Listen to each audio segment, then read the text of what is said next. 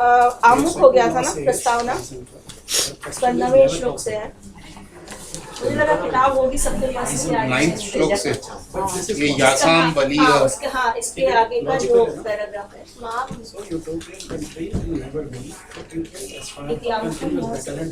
यहाँ से करूँ?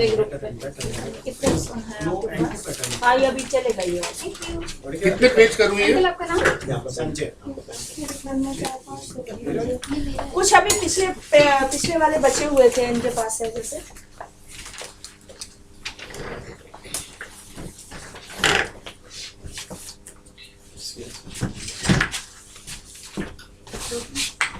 यही रहेगा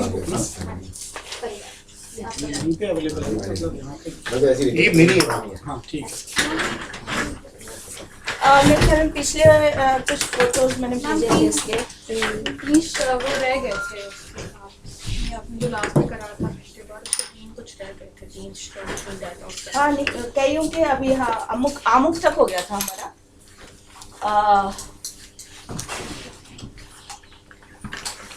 बहुत सारी अवेलेबल है इसकी, मृच्छकटिकम के बहुत सारे ट्रांसलेशन हैं।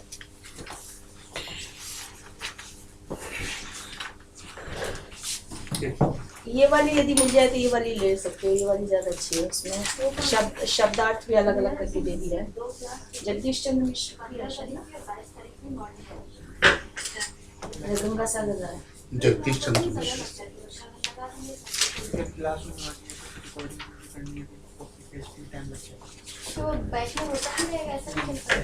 तो शुरू करते हैं हम लोग इसको। इति आमुखम तक हमने अपना समाप्त कर दिया था। इत्यामुखम, ठीक है ना। आमुख का मतलब होता है इंट्रोडक्शन, प्रस्तावना। प्राचीन समय में जब कोई भी नाटक रंगमंच पर शुरू किया जाता था तो उसको डायरेक्ट नहीं शुरू करते थे, उसके पहले भूमिका बनाते थे। तो ये भूमिका थी। भूमिका में मात्र इन्होंने कुछ मंगलाचरण किया और ये बताया कि कुछ घर में आयोजन हो रहा है तो उसमें किसी को भोजन के लिए निमंत्रित करना है। तो जो भोजन के लिए निमंत्रित करने के लिए ब्राह्मण मिल पाता है वो है इस नाटक का विदूषक, जिसका नाम है मैत्रेय। तो वो मना कर देता है कि नहीं, मुझे आपके यहाँ भोजन की आवश्यकता नहीं है, आप किसी और को बुला लो। तो इससे एक ये पता चलता है कि जो मैत्रेय है वो रंगमंच पर आ रहा है। तो सूत्रधार और नटी जो ये प्रेजेंट कर रहे थे वो निकल जाते हैं और मेन कैरेक्टर जो है यहाँ इस अंक में ये चारुदत्त जो हीरो है उसका ये फ्रेंड है मैत्रेय, वो एंटर करता है। मैत्रेय मतलब विदूषक?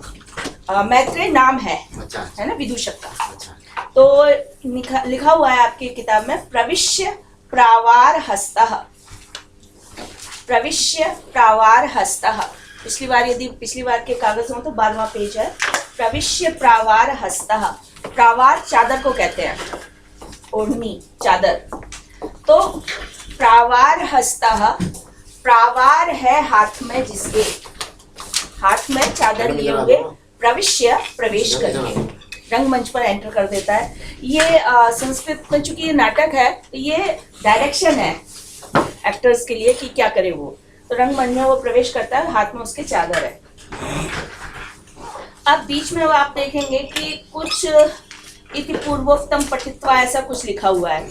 तो वही जो इससे पहले सूत्रधार ने उसको भोजन के लिए निमंत्रण दिया था और उसने मना कर दिया था, तो उसी बात को कहता हुआ ये रंगमंच पर आता है। और जो आपको भाषा दिखाई दे रही है वो है प्राकृत। विदूषक प्राकृत में ही अपनी बात कहता है। प्राकृत से मतलब है कि जो लोकल लैंग्वेज होती थी, लोकल लैंग्वेजेस बहुत सारी इस मृच्छकटिकम में बहुत सारी लोकल लैंग्वेजेस हैं जिसको उस समय प्राकृत भाषाएं बोला जाता। प्राकृत कहते हैं जो सामान्य लोग बोलते हैं आपस में। घरों में भी हम देखते हैं, हम अपनी फोक लैंग्वेज बोलने लग जाते हैं। इससे पहले का 9वें श्लोक से पहले का जो है वो, हाँ बिल्कुल। तो बहुत सारी लैंग्वेजेस थी, जैसे बता सकते हैं।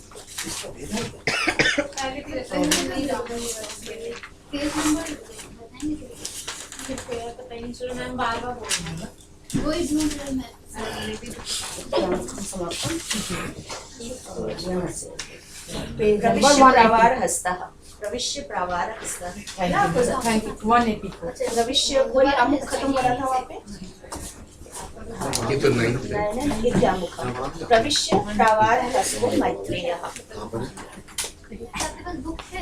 अब मैम जो बोलेंगे वो पढ़ेंगे। ठीक है, तो ये प्राकृत भाषी पात्र होता है तो अपनी भाषा, लेकिन संस्कृत के नाटकों में उसका चूंकि अब प्राकृत भाषाएं प्रयोग से हट गई हैं, हम जानते नहीं है। आज हम अपनी प्राकृत भाषाओं की बात करें तो हम ब्रज भाषा में बोलते हैं, कोई मराठी में बोलता है, कोई तमिल तेलुगु, ये इनके अपने क्षेत्रीय भाषाएं हो जाती हैं। तो उस समय ये स्थानों पर प्राकृत बोली जाती थी। तो वो बहुत सारी प्राकृतों के नाम, जैसे महाराष्ट्री है, मराठा का जो क्षेत्र है वो महाराष्ट्री होती थी। शौरसेनी का बहुत ज्यादा प्रभाव था। शूरसेन प्रदेश मथुरा के आसपास का क्षेत्र कहलाता है। तो जहां जहां आज हम ब्रज भाषा का थोड़ा भी प्रभाव देखते हैं, वहां की भाषा शौरसेनी होती थी। और भरत कहते हैं कि जो उत्तम कुल की स्त्रियां होती हैं और मध्यम पुरुष पात्र होते हैं वो शौरसेनी प्राकृत का प्रयोग करते हैं। तो हर पात्र के लिए प्राकृत भाषा निर्धारित की गई थी। तो संस्कृत का जो नाटककार होता था वो इन भाषाओं का ज्ञाता भी होता था। कितनी प्राकृतिक भाषाओं का प्रयोग है? इसमें कहते हैं सबसे ज्यादा प्राकृत नृत्यकटिकम में दिखाई देती हैं। लगभग 14 प्राकृतों का प्रयोग उन्होंने किया है। लगभग 14 प्राकृत आ जाती हैं। चूंकि अब ये प्रचलन में नहीं रही हैं, इसलिए हम इनका संस्कृत रूप ही पढ़ते हैं। अन्यथा यदि हमें प्राकृत भाषा का बोध होता तो नाटक का सौंदर्य हमें और ज्यादा पता चलता, क्योंकि वो पात्र उसी लहजे में अपनी बात कह रहा है। अब जैसे एक पात्र आता है शकार, जैसे एक पात्र आएगा शकार, तो शकार को शकार क्यों कहते हैं? क्योंकि जैसे हम लोक में अपने देखते हैं रोजमर्रा के जीवन में, कुछ लोग स को भी श उच्चारण कर देते हैं, दंत स को तालब भी श बोल देते हैं, स को श। तो जो शकार होता है वो अनपढ़ होता है, लेकिन चूंकि वो राजा का साला है और एक अधिकार बोध से युक्त है, तो वो गलत चीज भी बड़े गर्व से बोलता है, बहुत गौरव से बोलता है कि मैं बहुत पढ़ा लिखा हूं। तो उसकी बोली में स को शा होता है हमेशा। तो शकारम करोती थी शकार, जो स को शा श श श करके बोले वो शकार कहलाता है। तो प्रायः ये अशुद्ध उच्चारण के कारण उसका नाम ही शकार पड़ गया। तो बहुत सारी प्राकृत है। तो यहाँ पर ये जो विदूषक है उसका हम संस्कृत ट्रांसलेशन देखेंगे, क्योंकि संस्कृत हमें समझ में आती है। प्राकृत का हम लोगों ने व्याकरण भी नहीं पढ़ा हुआ है, इसलिए उसे समझना कठिन है। तो प्रविश्य प्रावारहस्तः, प्रवेश करके, प्रावार हस्त मतलब जिसके हाथ में चादर है, प्रवेश करके कहता है। तो यहाँ लिखा है इति पूर्वोक्तम पठित्वा, आगे जो उसने बात कही थी पेज नंबर सर यदि पुराना है तो 12वां पेज नंबर होगा। तो संस्कृत ब्रैकेट में दिया हुआ है, अथवा मयापि मैत्रेण परस्य आमंत्रकाणि समीहितव्यानि, अथवा मयापि मैत्रेण, तृतीय विभक्ति मैत्रेय में दिखाई दे रही है, मैत्रेण, मुझ मैत्रेय के द्वारा, मुझ मैत्रेय के द्वारा भी परस्य दूसरे का आमंत्रकाणी आमंत्रण समीहितव्यानि, समीह यह कहते इच्छा, समीहितव्यानि चाहे जाने योग्य। अर्थात आज क्या स्थिति आ गई है कि लोग मुझको भी निमंत्रण पर बुला रहे हैं, क्योंकि ये जो विदूषक है मैत्रेय है वो चारुदत्त का बहुत घनिष्ठ मित्र है, और चारुदत्त बहुत अमीर हुआ करता था। तो इसके जो सेवक थे और मित्रगण थे, इन्हें कहीं और दूसरी जगह जाने की आवश्यकता ही नहीं होती थी। तो आज वो कह रहा है कि मयापि मैत्रेण परस्य आमंत्रकाणि समीहितव्यानि, कि मुझ मैत्रेय के द्वारा भी दूसरों के निमंत्रण की इच्छा की जानी चाहिए, मुझे भी दूसरों के यहाँ जाना चाहिए। हाँ अवस्थे, हाँ यहाँ पर खेद के लिए आया है, हाँ अवस्थे तुलयसी, अरे अवस्था कंडीशन, ये जो वर्तमान में उसकी स्थिति आ गई है कि आज चारुदत्त गरीब हो गया है, तो हाँ अवस्थे, वो अपने विधाता को इस तरह से कोस रहा है, अरे बड़े दुख की बात है, अवस्था तुलयसी, तुम परीक्षा ले रही हो। तुलना करना, वैसे तो तुलना तौलने के अर्थ में आता है तुलयसी, तो उसमें क्या होता है, एक वस्तु को दूसरी वस्तु के साथ हम तोलते हैं, तो परीक्षा करते हैं कौन कम ज्यादा है। तो यहाँ पर हा अवस्थे तुलयसी, ये व्यंग्यात्मक वाक्य है, एकदम हुबहू उसका वही अर्थ नहीं होगा जो हम वाचक शब्द से लेते हैं कि अरे अवस्था विशेष तो कौन सी अवस्था हो गई है? तो यहाँ व्यंग से निकल के आ रहा है गरीबी। गरीबी, अरे गरीबी तुम हमारी परीक्षा ले रही हो? तो तुलयसी यो, अब तुलयसी में देखिए मध्यम पुरुष है ना, मध्यम पुरुष एक वचन। मध्यम पुरुष की क्रिया के लिए जो कर्ता होता है वो हमेशा त्वम होता है। तो यहाँ त्वम किसके लिए आया है? अरे अवस्था, अरे निर्धनता, तो हमारी परीक्षा ले रही है। यो नाम अहम तत्र भवतः चारुदत्तस्य रिद्ध्या अहोरात्रम। यो नाम, जो मैं, यो नाम अहम, जो मैं, तत्र भवतः, यहाँ पर वो ये शब्द बहुत बार कालिदास में भी आया, अत्र भवतः, तत्र भवतः, अत्र भवान, तत्र भवान, अत्र भवंतम, तत्र भवंतम। तो भवत शब्द भवान आप अर्थ में आता है, लेकिन यदि इसके आगे अत्र और तत्र जुड़ जाते हैं तो अत्र भवान का मतलब होता है आदरणीय, जो समीप में आपके दिखाई दे रहा है, और तत्र भवान जो आपसे दूर है, इस समय दूर वाले के लिए तत्र भवान, लेकिन आदर का सूचक है, और अत्र भवान जो समीप में है और आदर का पात्र है। तो तत्र भवतः, अभी चारुदत्त चूंकि सामने नहीं है इसलिए कह रहा है तत्र भवतः चारुदत्तस्य, उस आदरणीय चारुदत्त की रिद्ध्या, रिद्धि से, जब वो संपन्न थे, पैसा था उनके पास, रिद्धि संपन्नता, संपन्नता के कारण अहोरात्रम, रात दिन, अहोरात्रम, अह दिन के लिए आता है, रात्रम रात्रि के लिए आता है, दोनों को मिला के अहोरात्रम, दिन रात, प्रयत्न सिद्धई, प्रयत्न पूर्वक, कोशिश करके, सिद्ध माने बनाए गए, उद्गार सुरभिगंधी, जिनको खाने से, उद्गार कहते हैं डकार, खाना खाने के बाद जब पेट भर जाता है तो जो मुंह से वायु निकलती है, डकार हम लोग भाषा में कहते हैं, तो उद्गार उसको संस्कृत में कहा जाता है। तो उद्गार सुरभि, आप जैसा खाते हैं उद्गार वैसी ही आती है, मूली इत्यादि की लेंगे तो दुर्गंध आती है, और खुशबूदार पदार्थ खाए तो खुशबूदार आएगी। तो उद्गार सुरभिगंधी, उद्गार में भी, डकार में भी सुगंध वाले, सुगंध से युक्त, क्या? मोदकही, मोदक लड्डू, मोदकही एव अशितः, मोदकों के द्वारा, मोदकों को खाए हुए, अशितः भोजन किया हुआ, अभ्यंतर चतुष्शालक द्वारम, चतुष्शाला जो प्रवेश करते ही जो कक्ष होता है उसके अभ्यंतर, आंतरिक कक्ष, बैठक से थोड़ा अंदर, तो अभ्यंतर चतुष्शालक द्वारम, चतुष्शाला के अंदरी दरवाजे पर, उपविष्टा बैठा हुआ। बस मेरा काम क्या होता था, लड्डू आते रहते थे, प्रयत्न पूर्वक उनको सुगंधित करके बनाया जाता था, और मैं आराम से मस्त होकर अंदर चतुष्शालक द्वार पर बैठा रहता था।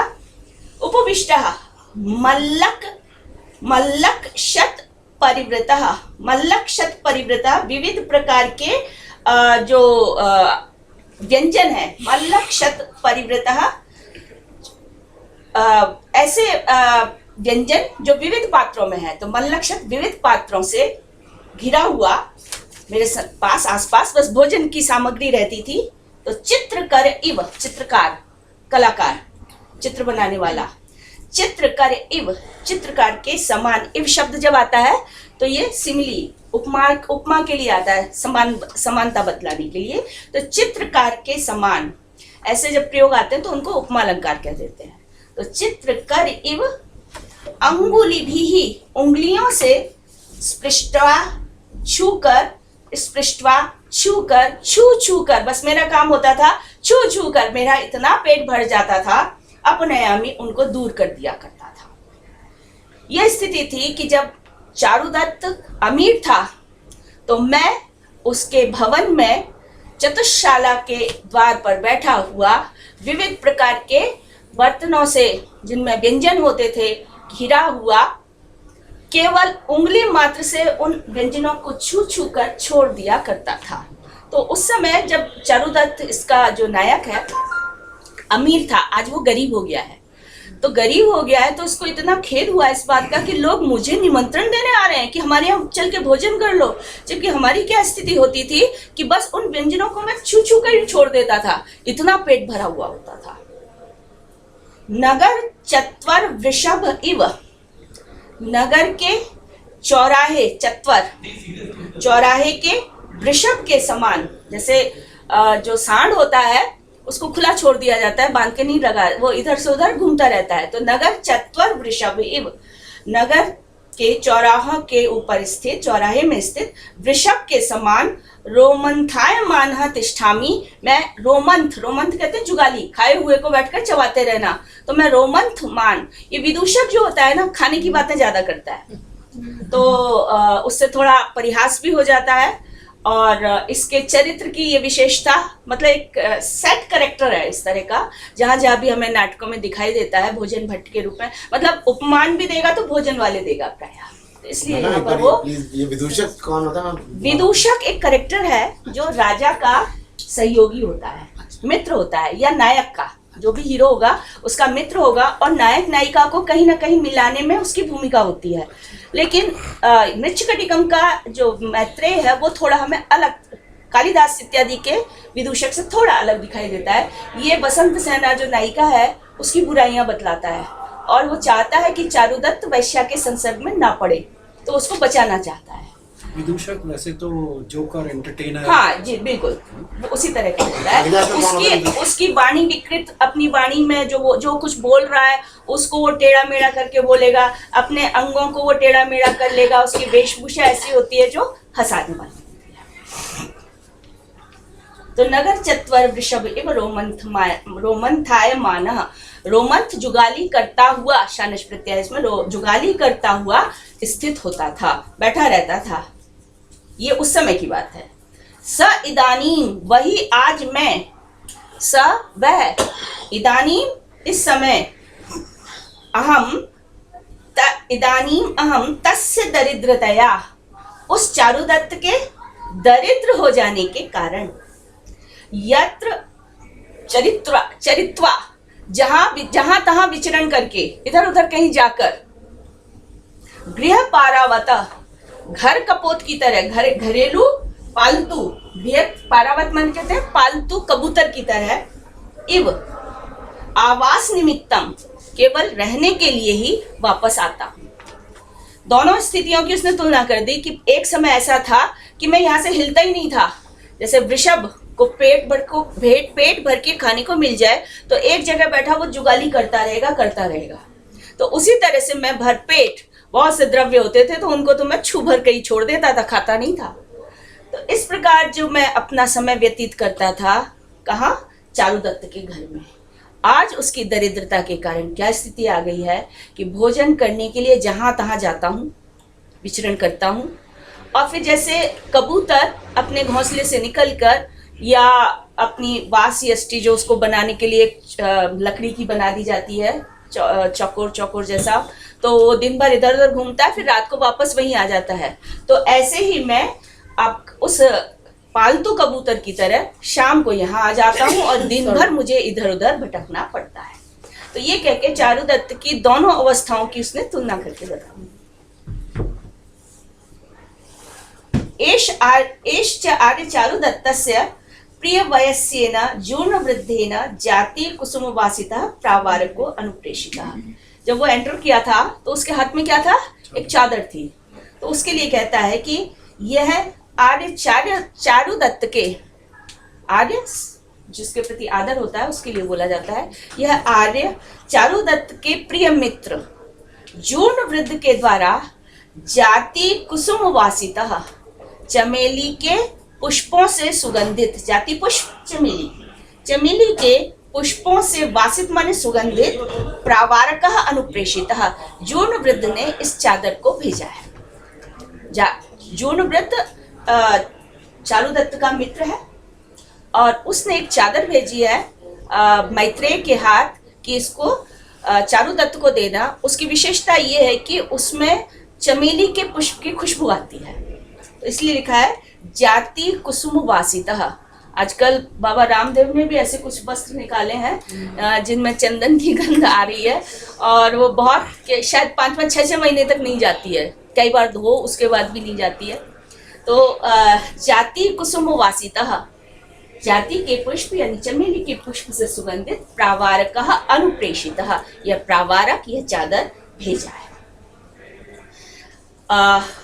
सिद्धीकृत देव कार्यस्य संपन्न कर लिया है, सिद्धिकृत सिद्ध कर लिया है, संपन्न कर लिया है देव कार्य, पूजन का कार्य, जिन्होंने पूजा के कार्य को कर लेने वाले आर्य चारुदत्तस्य उपनेतव्य, आर्य चारुदत्त को ये प्रदान किए जाने योग्य है। ये जो चादर है वो जब चारुदत्त अपनी पूजा समाप्त कर ले, बाहर आए, तो ये उनको दिए जाने योग्य है, इसलिए वो लेके आया था। तत् यावत आर्य चारुदत्तम पश्यामि, तो मैं देखता हूँ आर्य चारुदत्त कहाँ है। आर्य चारुदत्तम पश्यामि, आर्य चारुदत्त को देखता हूँ, तो वो रंगमंच पर इधर उधर देखता है। और बीच में आया है परिक्रम्य अवलोक्य, देखकर चारों, परिक्रम्य घूमकर और अवलोक्य देखकर। एष चारुदत्तः सिद्धिकृत देव कार्यो गृह देवतानां बलिं हरन् इत एव आगच्छति। यह आर्य चारुदत्त सिद्धिकृत देव कार्य, देव पूजन को संपन्न करने वाले, सिद्धिकृत सिद्ध कर लिया है, संपन्न कर लिया है, पूर्ण कर लिया है, तो पूर्ण कर लिया है देव कार्य, जिन्होंने ऐसे गृह देवता नाम, जो गृह देवता, लोक देवता, ग्राम देवता, तरह तरह के देवता होते हैं, तो घर के अंदर जिनकी स्थापना की गई है, ऐसे ग्रह देवताओं को बलिम हरन, बलि देते हुए, पूजा की सामग्री, बलि से तात्पर्य ये नहीं है कि किसी पशु को काट के उसको, बलि पूजा की सामग्री को भी कहते हैं। तो बलिम हरन, पुष्प अक्षत इत्यादि हरन डालते हुए, इत एव आगच्छति, इधर ही आ रहे हैं। तो चारुदत्त का भी प्रवेश होता है। ततः प्रविशति यथा निर्दिष्टः चारुदत्तो रदनिका च, इसके पश्चात चारुदत्त जैसा कि निर्देश किया गया है, यथा निर्दिष्ट, जैसा कहा गया है। क्या कहा गया था कि देवताओं को बलि देते हुए, तो बलि प्रदान करते हुए चारुदत्त का रंगमंच पर प्रवेश होता है, और साथ में उसके रदनिका, उसकी सेविका है, रदनिका चारुदत्त की सेविका है। गरीब हो जाने के बाद भी कुछ लोगों ने चारुदत्त का साथ नहीं छोड़ा है, तो उनमें रदनिका, एक चेट वर्धमानक आता है, मैत्रेय भी जब तब आ ही जाता है। तो चारुदत्तः ऊर्ध्वम अवलोक्य सनिर्वेदम निश्वस्य, ऊपर की ओर देखकर, सनिर्वेदम, निर्वेद के साथ, निश्वस्य सांस छोड़कर, मतलब ये निराशा का भाव उसके, वो जो प्रवेश किया है, तो ऊपर को देखना मतलब विधाता को कोसना एक तरह से, या विधाता को उल्हाना देना। और निर्वेद कहते हैं एक विरक्ति का भाव। निर्वेद की जो वास्तव में परिभाषा की जाती है, निर्वेद है स्वावमाननम, अपने को कोसना। अब किसी दूसरे को, यदि कोई गलती हो जाए तो दूसरे को दोष न देकर व्यक्ति जब अपने ही दोष निकालने लग जाता है, तो उस स्थिति को निर्वेद कहते हैं। स्वावमानना निर्वेदा। क्यों होता है ये ऐसा? तो व्यक्ति विपत्ति में पड़ जाता है, बहुत ज्यादा दुखी हो जाता है किसी चीज से, या उसको बहुत तत्व ज्ञान हो जाता है, ईश्वरीय ज्ञान हो जाता है, तो उसको संसार सब विरक्त लगने लगता है, तो संसार खराब है ये करके, इसको छोड़ो करके ऐसा करने लगता है। तो ये निर्वेद में व्यक्ति किसी न किसी रूप में अपना ही तिरस्कार करता है। तो यहाँ पर चूंकि दरिद्रता है, विपत्ति है, तो इस कारण से वो निर्वेद पूर्वक एक लंबी सांस लेता है और ये श्लोक पढ़ता है। यासाम बलि सपति मद गृह देहलीनाम हंसहि सारस गणैश्च विलुप्त पूर्वः तास्वेव संप्रति विरूढ़ तृणांकुरासु बीजांजलि पतति कीट मुखावलीढ़। तो यहाँ पर अपने घर की स्थिति बताता है कि मेरी घर की स्थिति पहले क्या थी और अब क्या हो गई। चूंकि वो बलि प्रदान करता हुआ आ रहा है, पूजा की सामग्री, अन्न इत्यादि कुछ कुछ डालता हुआ प्रवेश कर रहा है, तो उसी भाव को लेकर वो यहाँ कहता है कि यासाम मद गृह देहलीनाम, 9वां श्लोक है, यासाम मद गृह देहलीनाम, मेरे मद, मेरे मम, गृह घर की, देहली जो बीच का भाग होता है, बाहर और अंदर को जोड़ता है, चौखट। तो यासाम मद गृह देहलीनाम, मेरे घर की जिन देहलियों पर, चौखटों पर बलि, जो मैं बलि डालता था, कोई चींटियों को भी डाली जाती है, तो बलि यानी पूजा की सामग्री, पूजन सामग्री। सारस गणई हंस ही, हंस और सारसों के द्वारा सपदी बहुत शीघ्रता पूर्वक, विलुप्त पूर्वक तत्काल लुप्त कर दी जाती थी। अर्थात सारस, मेरे घर के आगे कौन घूमते रहते थे? सारस घूमते रहते थे और हंस घूमते रहते थे। तो इसका मतलब आसपास कहीं ना कहीं पुष्करिणी, छोटा सरोवर जैसे अपने घरों में बना लेते हैं, तो वो भी अवश्य होगा। तो सारस और हंसों के द्वारा बहुत शीघ्रता पूर्वक लुप्त कर दी जाती थी, यानी बलि डाली नहीं कि वो उसका भोजन भी कर लेते थे, उसको समाप्त कर लेते थे। तासु एव, उन्हीं घर की देहलियों पर आज क्या है? संप्रति, इस समय विरूढ़ तृणांकुरासु, उग आए हैं तिनके और घास। आज सफाई भी नहीं हो पा रही है, तो तिनके, क्योंकि जो बलि डाली जाती थी उसमें से अन्न के कण को खा लिया, कुछ बीज रूप में रह गया, तो सफाई न होने के कारण वो अब घर के आसपास घास के रूप में उग आए हैं। तो संप्रति विरूढ़ तृणांकुरासु, उत्पन्न हो गए हैं, उग आए हैं तृण और अंकुर, जिन पर, तासु शब्द आया है घर की देहलियों पर, ऐसी घर की देहलियों पर बीजांजलि, बीजों की अंजलि कैसी? कीट मुखावलीढ़, कीड़ों के द्वारा, कीट मुख, कीड़ों के मुख के द्वारा अवलीढ़, खाकर उगली गई, पतती, गिर रही है। मतलब इस समय जो धान्य इत्यादि डाला भी जा रहा है, वो भी शुद्ध धान्य नहीं मिल पा रहा है घर में, जिसको कीड़ों ने खा लिया है पहले से, वो धान्य आज मैं अपनी घर की देहलियों पर डाल रहा हूँ। और ऐसे स्थान पर जहाँ पर पहले से ही घास उगी आई है, तो पूजा का कर्म है, पूजा का कर्म तो चल रहा है, लेकिन वो स्थितियां अब नहीं रही हैं, वो संपन्नता अब नहीं रही है। अब जैसे तैसे जो अन्न, भले ही वो कीट इत्यादि के द्वारा क्यों ना भक्षित कर लिया गया हो, जो मतलब जो अनुपयोगी हो गया है, जो उपयोग में नहीं आ रहा है, आज ऐसे अन्न की बलि मुझे इन देहलियों पर डालनी पड़ रही है। इति मंदम मंदम परिक्रम्य उपविशति, धीरे धीरे घूम कर वो बैठ जाता है। विदूषकः, मैत्रेय का नाम, विदूषक का नाम मैत्रेय है। तो विदूषकः एष आर्य चारुदत्तः, वो ढूंढ ही रहा था कहाँ है चारुदत्त, क्योंकि उसको प्रावारक देना है। तो एष आर्य चारुदत्तः, ये चारुदत्त है। तद यावत सांप्रतम उपसर्पामि, तत्, तो, यावत, आगे बढ़कर, यावत जब तब ऐसे अर्थ में आता है, तो आगे बढ़कर सांप्रतम, इस समय, उपसर्पामि, उनके समीप चलता हूँ। तो इस समय मैं उनके समीप चलता हूँ।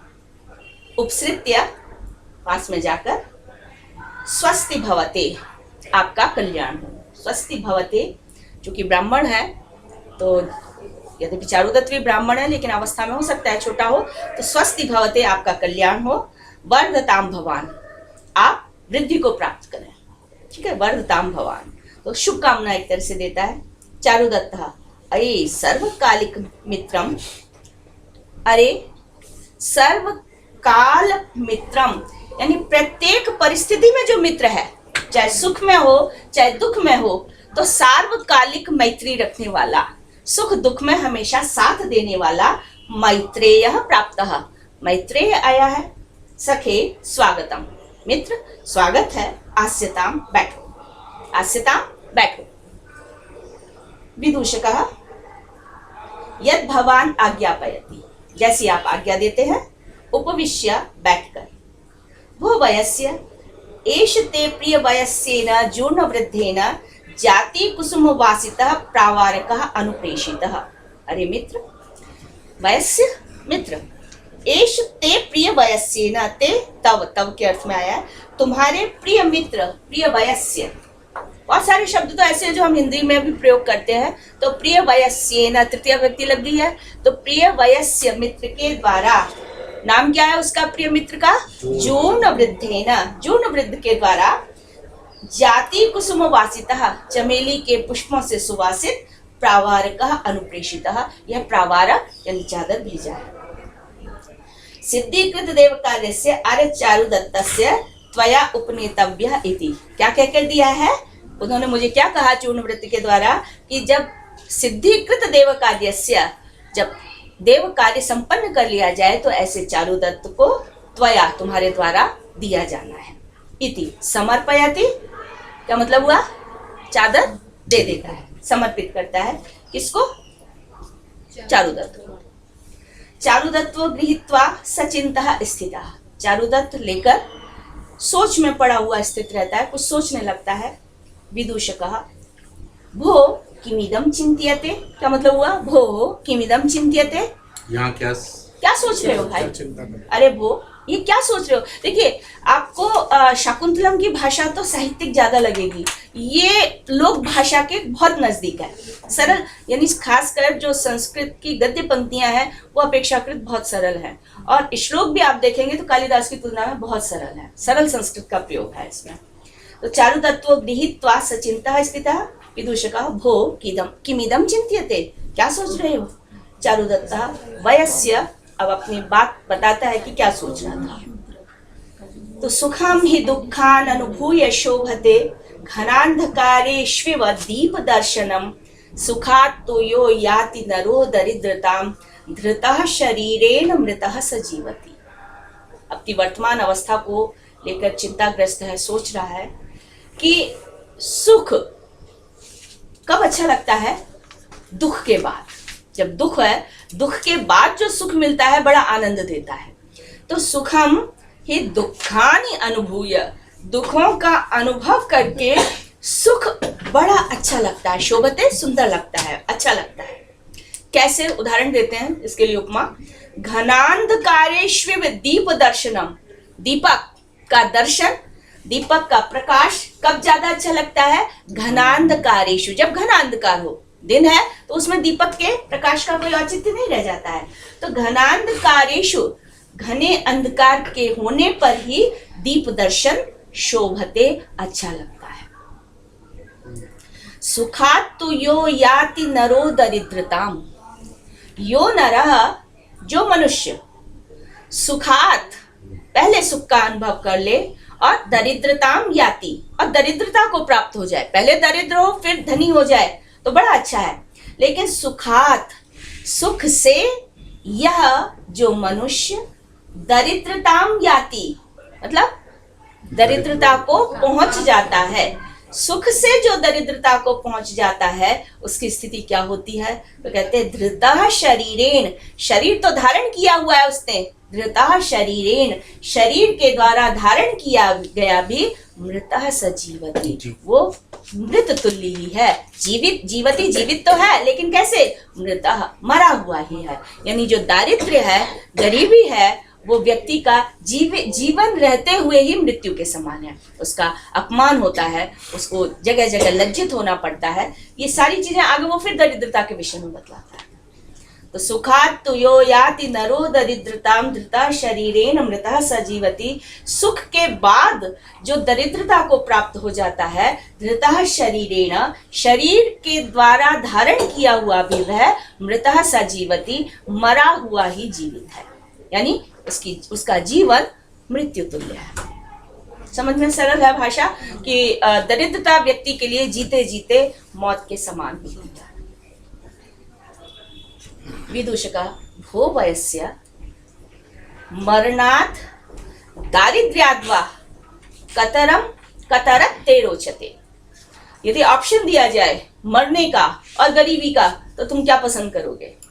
विदूषक है ना, कुछ ऐसी बातें तो बोलेगा ही, लेकिन उसके कहीं ना कहीं मूल में बहुत गहरी बात भी होती है। ऊपर से तो लगता है कि मूर्खतापूर्ण बात कर रहा है, लेकिन बड़ी गंभीर बात हो जाती है वो।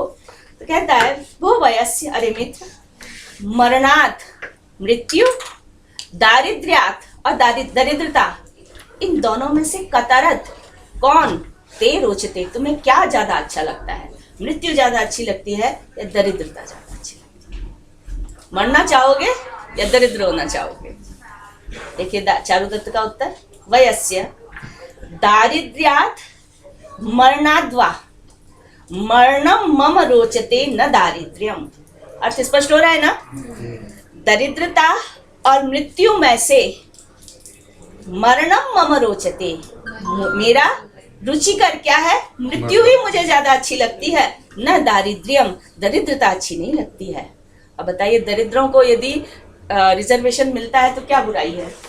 दारिद्र्यात् मरणात्, मरणम मम रोचते न दारिद्र्यम, मुझे मृत्यु अच्छी लगती है, दरिद्रता अच्छी नहीं लगती। क्यों? कारण बताओ भाई, ऐसा क्या है? मरने में तो क्लेश है। अल्प क्लेशम मरणम, मरने में तो थोड़ी देर का कष्ट है। मरण अल्प क्लेशम, थोड़ा ही कष्ट होता है मृत्यु में। दारिद्र्यम अनंतकम दुखम, लेकिन दारिद्र्य का दुख तो पता नहीं कब समाप्त होगा, अनंत होता है। दारिद्र्यम अनंतकम दुखम, दारिद्र्य तो कभी न समाप्त होने वाला दुख होता है, पता नहीं उसकी समाप्ति होगी भी या नहीं होगी, जबकि मृत्यु में तो थोड़ी देर का कष्ट है। तो यहाँ पर एक दरिद्र की जो पीड़ा हो सकती है, और खासकर जो संपन्नता के बाद दरिद्रता को प्राप्त हो गया हो, उसकी पीड़ा को यहाँ पर शूद्रक ने स्पष्ट करने का प्रयास किया है। विदूष का वयस्य अलम सप्तप्तेन, संताप करने से व्यर्थ, मतलब संताप करना व्यर्थ है। अलम जो है निषेध के अर्थ में आता है, अर्थात दुखी मत हो, संताप मत करो। यदि हम उसका लौकिक एकदम हिंदी में अर्थ करें तो दुख मत करो, दुखी मत हो, ये अर्थ है। तो अलम संतप्तेन, संताप मत करो। प्रणय जन संक्रमित विभवस्य, प्रणय जन संक्रमित विभवस्य सुरजन पीत शेषस्य प्रतिपत चंद्र सेवा परीक्षयो ते अधिकतरम रमणीय। मित्र है तो धैर्य बंधाता है कि चारुदत्त गरीब क्यों हो गया। चारुदत्त की गरीबी का कारण क्या था? बहुत बड़ा सेठ था, सार्थवाह था, उसके बड़े बड़े जहाज चलते थे, और अचानक ये स्थिति आ गई कि कितना गरीब हो गया। तो इसका कारण सबसे बड़ा ये था कि इसने दिल खोल के दान कर दिया, सब कुछ दान कर दिया, जो भी होता था दे देता था। एक सीमा में ही दान उचित होता है। तो वो कह रहा है प्रणयी जन संक्रमित विभवस्य, प्रेमी जनों को, स्नेही जनों को, जो आपसे प्रेम करने वाले हैं, ऐसे लोगों को संक्रांत कर दिया है अपना ऐश्वर्य। विभव ऐश्वर्य, संपत्ति, यानी अपने प्रेम करने वाले लोगों को अपनी संपत्ति संक्रांत कर देने वाले, उनको दान कर देने वाले। षष्ठी व्यक्ति का प्रयोग आया है, तो ये ते तव चारुदत्तस्य, इस अर्थ में आया है। ऐसे व्यक्ति का जिसने अपनी समस्त संपत्ति अपने अनुरागी जनों को दे डाली है, वह उसका परीक्षया, क्षीणता भी, दरिद्रता भी अधिकतरम रमणीय, सुंदर ही लगती है। अधिकतरम रमणीय, पहले संपत्ति से भी ज्यादा उसकी दरिद्रता अच्छी लगती है, जिसने अपने प्रेमी जनों को अपना संपत्ति दे डाली है। लेकिन एक उपमा देते हैं इसके लिए, कैसे? तो कहते हैं सूरजन पीत शेषस्य प्रतिपत चंद्रस्य एव, देवताओं के द्वारा पी लिया गया है अशेष, संपूर्ण, जिसका सौंदर्य या जिसकी कलाएं या जिसका अमृत, कहते हैं चंद्रमा में अमृत होता है, और उस अमृत को कौन पान करता है? देवतागण पान करते हैं। तो सूरजन पीत, सूरजनों देवताओं के द्वारा पीने से बची हुई, सारा पी गए, बस थोड़ा सा बचा हुआ है। तो थोड़ा सा बचा क्या है? प्रतिपदा की कला। चंद्रमा जो पड़वा के दिन निकलता है तो उसकी एक कला होती है, फिर धीरे धीरे धीरे वो बढ़ता है, अपना उसका अमृत संचित होता है, फिर जो है वो कृष्ण पक्ष में धीरे धीरे धीरे धीरे वो फिर कम होने लगता है, फिर वो बढ़ता है, घटता बढ़ता जो रहता है। तो ऐसी पौराणिक मान्यता है कि देवता उन कलाओं का पान करते हैं, चंद्रमा की कलाओं का, उसमें जो अमृत होता है उसका पान करते हैं, तो अंत में वो एक कला मात्र रह जाता है। तो वो एक कला मात्र, पूर्णिमा से वो एक कला मात्र कैसे रह गया? तो कहते हैं कि उसका जो अशेष अमृत था वो देवताओं ने पी लिया है, लेकिन फिर भी जो प्रतिपदा की कला है वो सुंदर लगती ही है। तो जिसका समस्त वैभव अपने अनुरागी जनों के लिए खर्च हो चुका है, जा चुका है, वो इस विपत्ति में भी, दरिद्रता में भी सुंदर लगता है। इसलिए संताप मत करो, दुखी मत हो। तो प्रणय जन संक्रमित विभवस्य, अपने मित्र जनों को या स्नेही जनों को संक्रांत किया है, दे दिया है अपना वैभव। ऐसे आपकी रमणीयता कैसी है? सुरजन पीत शेष प्रतिपत चंद्रस्य, प्रतिपत, देखिए वो इष्टुत्तर संधि जो आ रही है यहाँ पर, प्रतिपद है ना, शब्द है प्रतिपदा, प्रतिपत चंद्र, तो च के साथ मेल से ये ता भी जो है, तो ये हाँ वही मच्छर संधि जो है, प्रतिपत चंद्रस्य। रमणीयः। चारुदत्तः, चारुदत्त कहता है अब इसके प्रत्युत्तर में कि भाई आपने क्या किया, दान ही तो किया है, तो इसलिए दुखी मत कीजिए। वयस्य न ममार्थान प्रति दैन्यम, ये जो दीनता, निर्वेद, दुख चारुदत्त के द्वारा प्रकट किया गया, उसने अपने मुंह से बोला, तो वो कह रहा है कि मुझे इस बात का दुख नहीं है कि मेरा धन खत्म हो गया। वयस्य न मम अर्थान प्रति दैन्यम, अर्थ, धन, धन के प्रति मेरा ये दैन्य नहीं है। ये जो मैं अपनी चिंता, अपना निर्वेद, अपना दुख प्रकट कर रहा हूं कि सुखम ही दुखान अनुभूय शोभते, ये दैन्य, ये दीनता, ये दुख मेरा अर्थान प्रति न, धन के प्रति नहीं है। धन खत्म हो गया इसलिए मैं दुखी हूं, इस बात के लिए मैं दुखी नहीं हूं। पश्य, देखो मेरे दुख का कारण क्या है वो मैं बताता हूं। तो पश्य, देखो क्या कारण है। एतत्तु मां दहति यद गृहम् अस्मदीयं क्षीणार्थम इति अतिथयः परिवर्जयन्ति संशुष्क सांद्र मद लेखमिव भ्रमन्तः कालात्यये मधुकरा करिणः कपोलम। यहाँ भी उपमालंकार आ गया है। एतत्तु माम दहति, यह विचार, एतत् यह, माम दहति, दह धातु जलाने के अर्थ में आता है। ये मुझे जलाती है, ये बात मुझे जलाती है, जलाती है, पीड़ित करती है। जिस तरह से कोई जल जाए और उसको पीड़ा होती है, वैसी ही मेरी पीड़ा है। एतत्तु माम दहति, यह मुझे जलाता है। क्या? यद गृहम् अस्मदीयम, कि हमारा जो ये घर है, क्षीणार्थम, कैसा हो गया है? क्षीण अर्थ वाला हो गया है, इसका धन समाप्त हो गया है। क्षीण अर्थम अस्मदीयम गृहम् अतिथयः, जो अतिथि हैं, परिवर्जयन्ति, इसको दूर से ही छोड़ जाते हैं। अब यहाँ पर कोई नहीं आता है। तो एतत्तु, यह बात मुझे दुखी करती है कि अतिथि अब मेरे घर में नहीं आ पा रहे हैं। अतिथि सत्कार, जो पंच महायज्ञ थे, उन पंच महायज्ञों में एक नृयज्ञ, अतिथि यज्ञ भी होता था। लेकिन आज सबको पता चल गया है कि चारुदत्त दरिद्र हो गया है, तो अतिथि भी मेरे दरवाजे नहीं आ रहे हैं। तो एतत्तु माम दहति, मुझे यह बात तप्त कर रही है, पीड़ित कर रही है कि अतिथयः, अतिथिगण भी, क्षीणार्थम अस्मदीयम गृहम्, क्षीण हुए अर्थ वाले धन समाप्त हो जाने के कारण हमारे घर को परिवर्जयन्ति, त्याग रहे हैं, छोड़ रहे हैं। कैसे छोड़ रहे हैं? इसके नीचे एक उपमा दी है कि जैसे एक हाथी है। संस्कृत के कवियों को ये उपमा बड़ी अच्छी लगती है कि जो श्रेष्ठ हाथी होता है, युवा हाथी, श्रेष्ठ हाथी होता है, उसके कपोल से, माथे से कोई एक तरह लिक्विड निकलता रहता है जो बहुत सुगंधित होता है, जिस पर भौरे मंडराते रहते हैं। सभी कवियों ने लगभग इसका वर्णन किया है। ऐसा होता है या नहीं होता है तो लौकिक सत्य तो नहीं देखा है, लेकिन कवि हमेशा वर्णन, बहुत सी चीजें ऐसी हैं जो कवि समाज में परंपरा से प्रचलित होती हैं, और एक कवि, दूसरा कवि, तीसरा कवि परंपरा से उसको पालन करते हैं। इसको कहते हैं कवि समय, कवि सिद्धांत, यानी कवियों का ही सिद्धांत है ये। जैसे वो ये कहते हैं कि जैसे ही वर्षा काल आता है, हंस मानसरोवर की ओर चले जाते हैं। इसके पीछे फिर भी लॉजिक समझ में आता है कि हंस को बहुत शुद्ध और पवित्रता का प्रतीक माना जाता है। अभी आप, एक बच्ची पूछ रही थी ना कि भाई पशु पक्षियों की भी क्या क्वालिटीज होती हैं, तो बहुत से पशु पक्षियों की क्वालिटीज बतलाई गई हैं, और जो देवी देवताओं के वाहन है वो उसके प्रतीक है, सिंबॉलिक है वो सब। तो हंस नीर क्षीर विवेकी कहा जाता है, विवेकी कहा जाता है, तो और ज्ञान का प्रतीक है, तो निर्मलता का भी प्रतीक माना जाता है। वर्षा काल में जब नदियां गंदली हो जाती हैं, धुंधली हो जाती हैं, तो कहते हैं ये मानसरोवर को चला जाता है, मानसरोवर का जल निर्मल रहता है। तो शायद इस निर्मलता के भाव की प्रतीति कराने के लिए कवियों ने वर्षा काल आते ही हंसों को मानसरोवर विदा कर देते हैं। और भी बहुत सी चीजें हैं।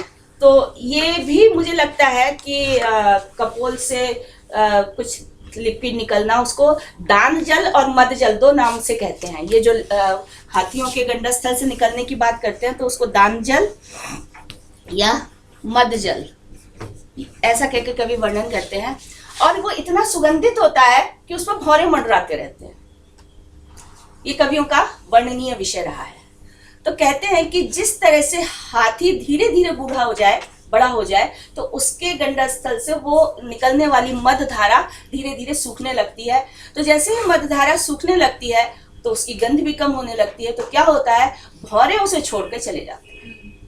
जब तक वो तरल थी तब तक तो भौरे मंडरा रहे थे, और जैसे ही वो सूखने लगती है तो जिस तरह से भौरे उसको छोड़कर चले जाते हैं, आज मेरा धन क्षीण हो जाने पर अतिथि मुझे उसी तरह से दूर से ही त्याग कर जा रहे हैं। ये यहाँ पर चारुदत्त का एक तरह का विषाद दुख यहाँ पर प्रकट किया गया है। तो बोला धन खत्म हो गया, इस बात का दुख नहीं है, अतिथि भी नहीं आ रहे हैं मेरे यहाँ, इस बात का मुझे ज्यादा दुख है। तो संशुष्क सूख गई है सांद्र मद लेखा, घनी मद की लेखा, जो पहले बहुत तेज धारा से बहती थी, सांद्र थी मतलब घनी थी, वो अब सूख गई है। ऐसी लेखा के समान कालात्यय समय बीत जाने के कारण भ्रमंतः मधुकरा, जो इसके चारों ओर भ्रमण कर रहे थे, मंडरा रहे थे जो भौरे, करिणः कपोलम, हाथी के कपोल को, हाथी के गंडस्थल को परिवर्जयंती छोड़ देते हैं, ऐसे ही अतिथयः अतिथि मेरे घर को छोड़कर जा रहे हैं। ये बात मुझे दुखी कर रही है। विदूषकः, विदूषक तो है ही थोड़ा मजाकिया, तो उसके वही डायलॉग में खाने पीने की बातें जरूर आ जाती हैं। भो वयस्य, अरे मित्र, एते खलु दास्याः, ये दास्याः दासी पुत्र, गाली है संस्कृत में, ये दासी पुत्र अर्थ कल्यवर्ता, धन रूपी कलेऊ, अर्थ को क्या कह रहा है, धन को कह रहा है कलेऊ, कलेऊ सुबह सुबह जो नाश्ता किया जाता है उसको कल्यवर्त कहते हैं, प्रातराश या कल्यवर्त, कल्यवर्त जो प्रातः जो नाश्ता ब्रेकफास्ट होता है उसको कल्यवर्त। तो रूपक से कह रहा है कि ये जो धन है वो क्या है, कलेऊ जैसा है, कल्यवर्ता। तो ये धन रूपी जो कलेऊ है वे कैसे हैं, वरटा भीता इव गोपाल द्वारका, द्वारका, वरटा बर, ततैया होती है ना बर, वरटा भीता मधुमक्खी जैसी होती है, वरटा भीता ततैया या बर से भयभीत डरे हुए, गोपाल द्वारका, गोप बालकों के समान, जो गाय को चराते हैं जंगल में जाकर, और यदि वो बर एकदम टूट पड़े तो जैसे डर जाते हैं तो इधर उधर शरण खोजने लग जाते हैं। तो वरटा भीता इव गोपाल द्वारका, वरटा से भयभीत, बर से डरे हुए, भीत डरे हुए, गोपाल द्वारका ग्वालों के समान, अरण्य जंगल में, यत्र यत्र यत्र न खाद्यन्ते, जहां जहां उनके द्वारा खाए ना जाए यानी डंक ना मारा जाए, तत्र तत्र गच्छन्ति, वहां वहां जाते हैं। उसी तरह से ये अर्थ रूपी कलेऊ होता है, जहां इसको नहीं खाया जाता है वहीं जाता है, यानी कंजूस के पास जाता है, जो दानी होते हैं धनिक उनके पास से ही निकल जाता है, लेकिन जो कंजूस होते हैं उनके लॉकर में ये बहुत समय तक रह जाता है। तो जहां वो कहना है ना कि यत्र यत्र न खाद्यन्ते, जहां जहां नहीं खाए जाते हैं वहां वहां जैसे गोपाल द्वारक पहुंच जाते हैं उससे बचने के लिए, उसी तरह से ये अर्थ रूपी कलेऊ है, वहां जाकर बैठता है, वहां जाकर जहां इसको कोई खाता नहीं है, यानी कंजूस की जो पिटारी है या मंजूषा है उसमें जाकर ये बैठते हैं, सबके पास नहीं रहते हैं। मित्र दुखी मत हो। यहाँ पर भी देखिए अर्थ को क्या बोला है इसने, कलेऊ। चारुदत्ता वयस्य सत्यम न मे विभवनाश कृतास्ति चिंता, भाग्य क्रमेण ही धनानि भवन्ति याति, एतत् तुमाम दहति नष्ट धनाश्रयस्य यत् सौहृदादपि जना शिथिली भवन्ति। वयस्य मित्र, फिर वो अपनी वही बात कहता है कि मुझे धन नष्ट होने की चिंता नहीं है, सत्यम ये सत्य है, न मे विभव नाश कृता चिंता अस्ति। अर्थ बहुत स्पष्ट है कि मैं विभव, विभव धन संपत्ति के नाश से होने वाली चिंता मुझे नहीं है, बात मैं सत्य कहता हूं। सत्यम ये सत्य है, वास्तव में विभव नाश कृता चिंता में नास्ति, धन के नाश होने की लेश मात्र भी चिंता मुझे नहीं है। क्यों नहीं है, भाग्य क्रमेण ही धनानि भवन्ति यान्ति, ये तो भाग्य है, धन आते और जाते रहते हैं, भाग्य क्रमेण ही धनानि भवन्ति यान्ति, भाग्य के क्रम से, अर्थात जिस तरह से पहिया ऊपर नीचे होता रहता है उसी तरह से धन आता जाता रहता है, भाग्य के क्रम से भाग्य ऊपर नीचे होता है उसी हिसाब से धन भी आता जाता रहता है। एतत् तुमाम दहति, मुझे तो यही बात जला रही है, यही बात पीड़ा दे रही है कि नष्ट धनाश्रयस्य, नष्ट हो गया है धन जिनका, यानी धन रूपी आश्रय के नष्ट हो जाने से, धनाश्रय धन ही है आश्रय, धन रूपी आश्रय के नष्ट हो जाने से, धन रूपी शरण के नाश हो जाने से जनाः लोग सौहृदादपि मित्रता से भी शिथिल हो जाते हैं। अर्थात कुछ लोगों की मित्रता धन के साथ ही होती है, धन खत्म हो गया तो उनकी मित्रता भी कम पड़ जाती है। शिथिली भवन्ति, शिथिल होना, कम हो जाना, तो वो अपनी मित्रता, उनकी मित्रता भी कम हो जाती है। जनाः सौहृदात् शिथिली भवन्ति, जो लोग हैं वो मित्रता से भी दूर हो जाते हैं, मित्रता भी उनकी कम हो जाती है। ये बात मुझे बस चला रही है। अब पीछे और भी दरिद्र व्यक्ति की क्या दुर्दशा होती है, दरिद्र व्यक्ति का समाज में किस तरह से वो अपनी अनुभूति करता है, उस चीज को यहाँ पर चारुदत्त कह रहा है। दारिद्र्याध्रियमेति, दरिद्रता के कारण व्यक्ति लज्जित होता है, जगह जगह उसको लज्जित होना पड़ता है। तो दारिद्र्यात, जो पंचमी दिखाई दे रही है, दारिद्र्यात में पंचमी है, दरिद्रता के कारण से ह्रियम, ह्री कहते हैं लज्जा, ह्रियमेति, लज्जा को प्राप्त होता है। दरिद्रता व्यक्ति को जगह जगह लजाती है। तो दारिद्र्याद ह्रियम एति, ह्रिया लज्जा को, एति माने पहुंचता है, प्राप्त होता है। दरिद्रता के कारण व्यक्ति लज्जित होता है। और यदि लज्जा से युक्त है तो क्या होता है, ह्री परिघृतः, ही परिगतः, ह्री माने लज्जा से, परिगत माने व्याप्त, लज्जा से घिरा हुआ वह व्यक्ति, लज्जा को प्राप्त हुआ व्यक्ति क्या होता है, तेज सह प्रभृष्यते, उसका तेज नष्ट हो जाता है, तेज से गिर जाता है, उसका जो ओज है, उसका जो ऑरा है, वो ऑरा समाप्त हो जाता है। तो दरिद्रता व्यक्ति को जगह जगह लज्जा का पात्र बना देती है। और यदि व्यक्ति लज्जित होता है तो उसका जो स्वाभाविक तेज है वो खत्म हो जाता है। और जिसका तेज खत्म हो गया है, निस्तेजाः, जो तेज रहित हो गए हैं, जिनकी तेजस्विता खत्म हो गई है, जिसकी स्वाभाविक कांति ओरा खत्म हो गया है, तो क्या होता है, वो परिभूयते, उसका जगह जगह अपमान होता है। तेजस्वी का अपमान कोई नहीं करता है। तो निस्तेजा परिभूयते, देखिए दरिद्रता के साथ कितने अनर्थ एक साथ जुड़े हुए हैं, उस चीज को चारुदत्त गिना रहा है।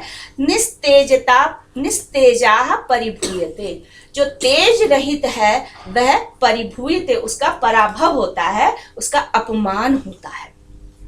और परिभवात निर्वेदम आपद्यते, और परिभव से, पराभव से, अपमान से क्या होता है, निर्वेद को प्राप्त होता है। व्यक्ति अपने को ही तुच्छ समझने लग जाता है, मैं तो तुच्छ हूँ। निर्वेद का भी मैंने बताया ना, निर्वेद स्वावमाननम, अपनी ही अवमानना, अपनी ही आंखों से वो गिर जाता है, अपनी ही दृष्टि में वो गिरने लगता है।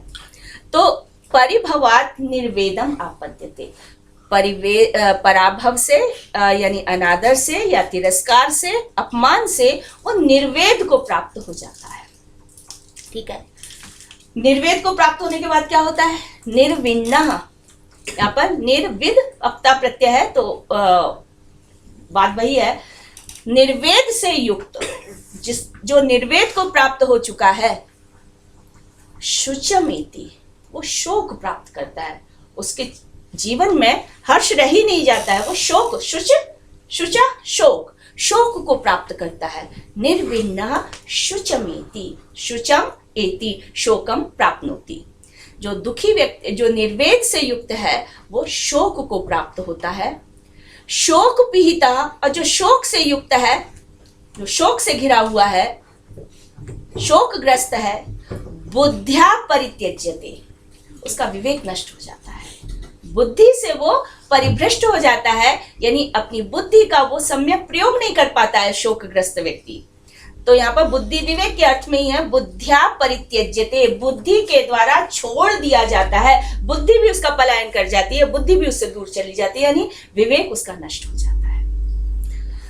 और निर्बुद्धि, जब विवेक ही नहीं रहा, बुद्धि नहीं रहा, तो क्षयमेति, वो विनाश को प्राप्त हो जाता है। तो किस तरह से दरिद्रता व्यक्ति को नष्ट कर डालती है, एक के बाद एक अनर्थ जुड़े हुए हैं।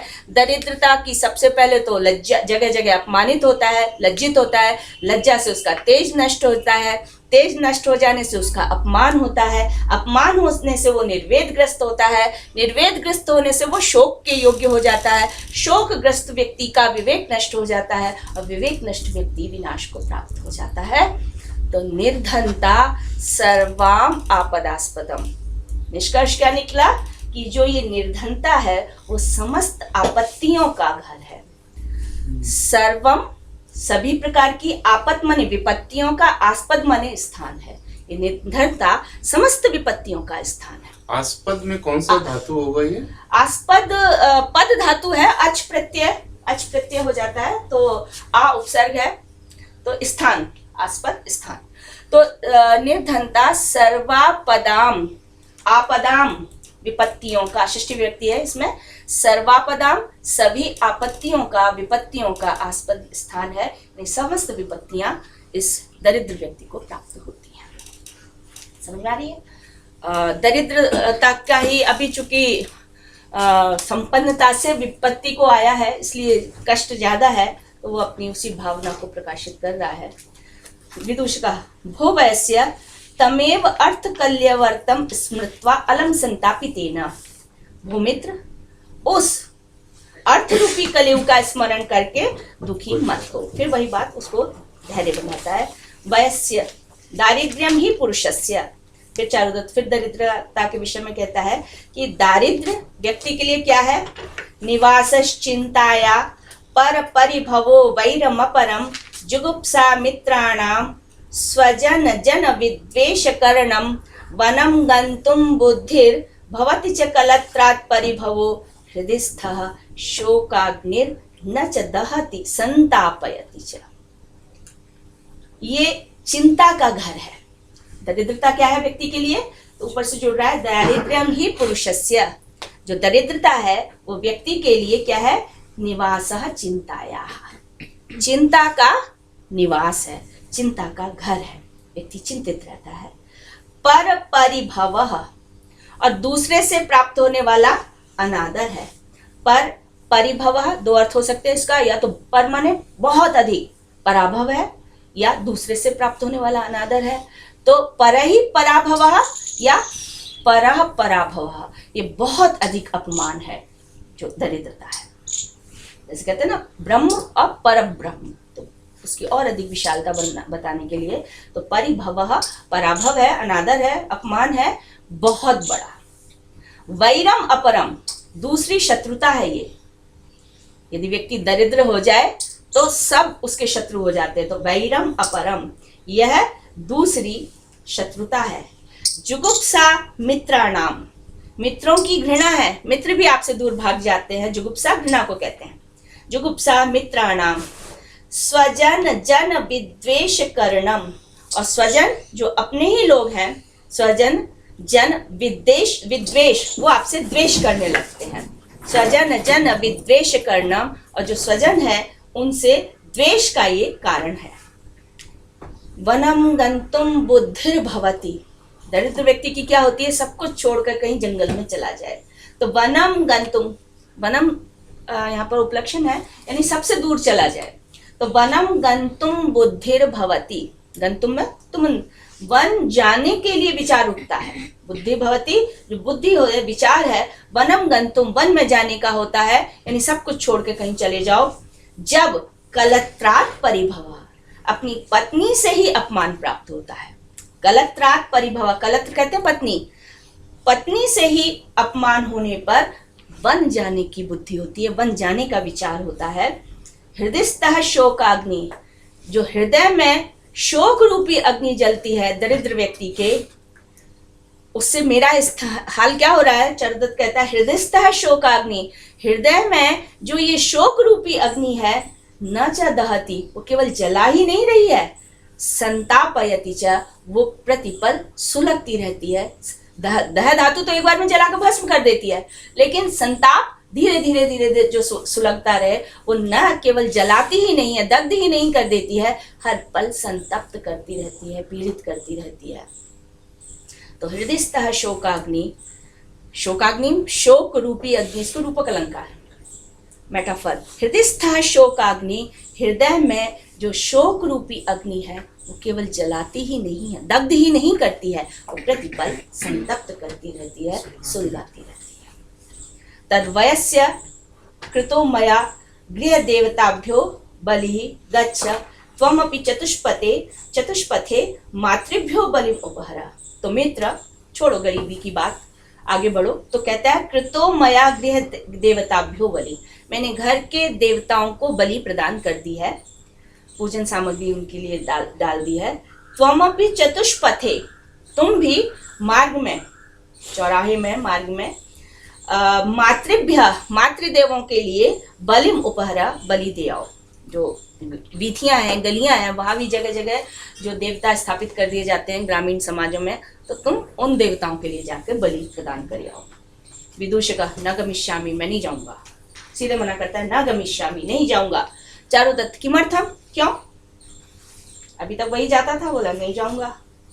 विदूषकः यत् एवं पूज्यमानापि देवता न ते प्रसीदन्ति तत् को गुणः देवार्चितेषु। यथा, क्योंकि, क्यों नहीं जाओगे, किमर्थम ये पूछा ना, उत्तर देता है क्योंकि एवं, इस प्रकार, पूज्यमानापि देवता, पूजित किए गए भी देवता, इतनी तो आप पूजा करते हो, मिला क्या आपको? कहता है एवं पूज्यमाना अपि देवता, इस प्रकार से पूजित किए जाते हुए देवता न ते प्रसिद्धंति, आप पर प्रसन्न नहीं है, आप पर प्रसन्न नहीं हो रहे हैं। तत् को गुणो देवेशु अर्चितेषु, फिर देवताओं की पूजा करने से लाभ ही क्या है? सीधी सीधी बात कह दी कि इतनी पूजा करने पर भी देवता प्रसन्न नहीं हो रहे, आप गरीब हो गए हो, तो फिर देवताओं की पूजा करने से लाभ क्या है? मैं तो नहीं जाता। तो तत् को गुणो देवेशु अर्चितेषु, देवों का अर्चन करने पर को गुण, को लाभ, क्या लाभ? ठीक है। चारुदत्तः वयस्य मामैव, सॉरी मैम, वो इस रेफरेंस में भी तो कह सकते हैं कि आप इतना दुखी होके दान कर रहे हो तो क्या फायदा? दान तो दे चुका है वो। नहीं, जो आप भेज रहा है ना, नहीं जाऊंगा, वो इसलिए कह रहा है कि ऐसे मन स्थिति से अगर आप भेज भी रहे हो तो क्या कौन से देव खुश होंगे? नहीं, पहले ये पूजा करके आया, शांत भाव से पूजा करके आया है, तो मित्र को देखकर इसकी जो मानसिक पीड़ा है वो निकल पड़ी, है ना। लेकिन वो शाम का समय है, इस समय वो पूजा करता है प्रतिदिन, जैसा शुरू में कहा है। तो पूजा करने के बाद चूंकि मित्र आया, मित्र के साथ उसने अपनी बात को, जो आंतरिक व्यथा है वो निकाल दी, लेकिन पूजा कार्य चूंकि पूर्ण नहीं हुआ था, उसने घर देवताओं की तो पूजा कर ली थी, और नियम प्रतिदिन का ये था कि जो ग्राम देवता है, वीथि देवता है, उनका भी उसे पूजन करना है। इसलिए उसने कहा कि मैंने यहाँ की कर लिया, तो तुम जाके वहां की कर आओ, उस स्थान पर जाके दीपक जलाना, ये जो भी है वो कर आओ। तो विदूषक सीधा अखड़ा है, बोलने वाला है, बोले मैं तो नहीं जाता, और थोड़ा डरपोक भी है क्योंकि रात हो रही है, तो रात को वो बचना चाहता है जाने से, इसलिए वो कह रहा है कि क्या लाभ देवताओं की पूजा करने से, आप इतनी पूजा करते हो तो भी गरीब बैठे हो, तो फिर क्या लाभ ऐसा करके। तो चारुदत्त उसको समझाता है वयस्य मामैवम, ऐसी बात नहीं है, गृहस्थस्य नित्योयम विधि, देवता प्रसन्न होकर कुछ देंगे, बदले की भावना से हम उनको पूजा कर रहे हैं, ऐसी बात नहीं है। प्रत्येक गृहस्थ की ये नित्य क्रिया है, नित्य कार्य है। कुछ कार्य नित्य, नैमित्तिक, प्रायश्चित, उपासना, बहुत तरह के कार्य होते हैं। तो गृहस्थ का ये धर्म माना गया है कि वो पंच महायज्ञ करता है, अपने भोजन से, अपने अशन से वो थोड़ा थोड़ा निकालता है दूसरों के लिए भी। तो गृहस्थस्य नित्योयम विधि, ये तो गृहस्थ का नित्य कार्य है, उस नित्य कार्य को करना है, किसी लाभ के कारण ये हो रहा है ऐसा नहीं। तो कहता है तपसा मनसा वाग्भी पूजिता बलि कर्म भी तुष्यन्ति शमिनाम नित्यम देवता किम विचारते। तपस्या से यानी शरीर के माध्यम से, तप शरीर, मनसा मन से, वाग्भी वचन से, मन वचन कर्म से, बलि कर्म भी, और ये पूजन कर्मों के द्वारा पूजिता देवता, पूजन किए गए देवता, शमिनाम जो शांत चित्त वाले हैं, तुष्यन्ति उनसे संतुष्ट होते हैं। किम विचारित ही, इसमें विचार करने का अवसर नहीं है, इसमें ज्यादा सोचना नहीं है। जो शांत चित्त है देवता उनका भला करते ही हैं। तो तपसा मनसा वाग भी, तपस मन से, वचन से, कर्म से जो पूजा कर्म किए जा रहे हैं, शांत चित्त वालों को उनका लाभ मिलता ही है। तद्गच्छ मातृभ्यो बलिम उपहरा, तो जाओ और मातृदेवों को बलि प्रदान करो। विदूषका भो न गमिष्यामि, नहीं जाऊंगा।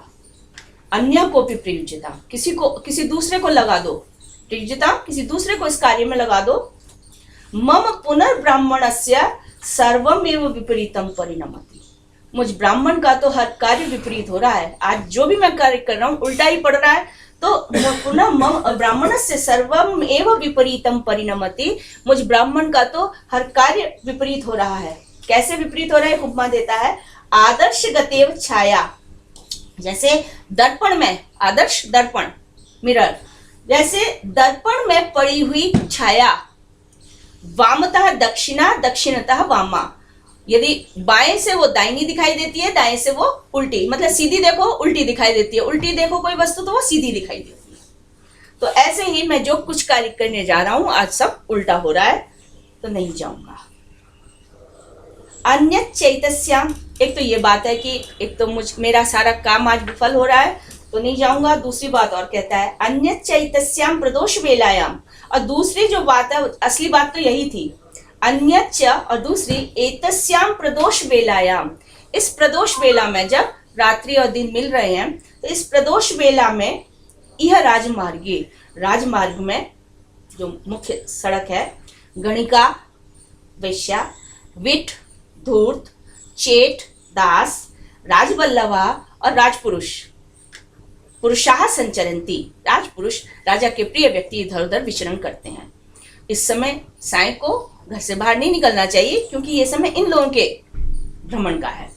तो गणिका, विट, चेट, विट संस्कृत में एक टिपिकल पात्र है, जैसे विदूषक होता है उसी तरह से विट भी होता है। और विट थोड़ा धूर्त प्रकृति का होता है, लेकिन संगीत कला में निपुण होता है। जो वैश्यालय थे, वैश्यालय में जो जो कलाएं प्रयुक्त होती थी उनमें से किसी एक कला का ज्ञाता होता था। और ये जो विट है आगे आएगा वो शकार का मित्र है। तो गणिका, विट, चेट और राजवल्लभ पुरुष इधर उधर विचरण करते हैं, इसलिए नहीं जाऊंगा। तो ये रहता वैश्यालय में था कौन? विट। हाँ, विट जो है वो जो भी श्रृंगार की क्रिया से जुड़े हुए व्यक्ति होते हैं उनके साथ जुड़ जाता था। ठीक है ना?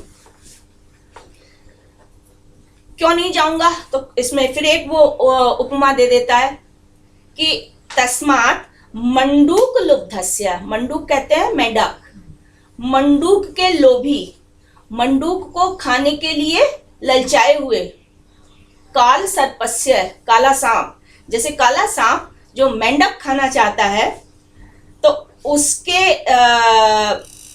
मूषिका इव, जैसे चूहा अचानक उसके मुंह में गिर पड़ता है तो मुखापतिता, मुख में पड़ा हुआ, वैसा ही इनका वध इदानीं भविष्यामि, मैं इनके हत्थे पड़ जाऊंगा और ये मेरा वध कर देंगे। तो तस्मान मंडूक लुब्धस्य, इन सबको वो क्या कह रहा है? काल सर्प। काल सर्प भी कैसे? जो मेंढक खाने के लिए रात में निकले हुआ है इधर उधर और अचानक से चूहा उसके मुंह में चला जाए, तो ऐसा ही चूहा जैसा मैं इनके मुंह में पड़ जाऊंगा। इसलिए तुम यह उपविष्टः किम करिष्यसि, तुम यहाँ बैठे बैठे क्या कर लोगे? मेरी सहायता भी नहीं कर पाओगे, तो तुम उपविष्टः किम करिष्यसि, तुम यहाँ बैठे बैठे क्या करोगे? तो मैं तो उनका वध्य हो जाऊंगा। वध्य माने ग्रास बना लेंगे, वो मुझे मारेंगे। चारुदत्ता भवतु तिष्ठ तावत् अहम समाधि निर्वर्तयामि, तो ठीक है तुम बैठो, तब तक मैं अपनी समाधि की क्रिया और है जो पूजा में उसको संपन्न कर लेता हूँ। तो वो चला जाता है। नेपथ्य, नेपथ्य कहते हैं पर्दे का पीछे वाला भाग। तो नेपथ्य से एक आवाज आती है, तिष्ठ वसंत से। अब दृश्य बदल रहा है। अभी ये था वो चारुदत्त की चतुशाला का आंतरिक भाग था, अब ये दृश्य बदल रहा है। अब ये सड़क वाला जो राजमार्ग, जहाँ पे वैश्या, विट, चेट, शकार भाग रहे हैं, राजवल्लभ भाग रहे हैं, वो वाला दृश्य आ जाता है। तो नेपथ्य से आवाज आती है, तिष्ठ वसंत सेने तिष्ठ, वसंत सेना रुक जाओ रुक जाओ। ततः प्रविशति विटः शकारः चेटहि अनुगम्य माना वसंत सेना।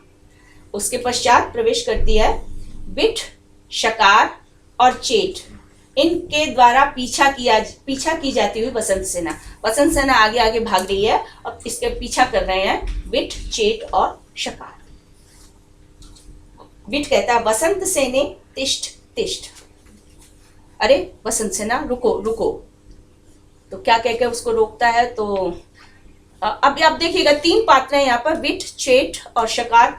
तीनों का जो वक्तव्य है, हम चूंकि प्राकृत तो पढ़ नहीं रहे हैं, विट तो संस्कृत भाषी है, लेकिन चेट और शकार प्राकृत भाषी पात्र हैं।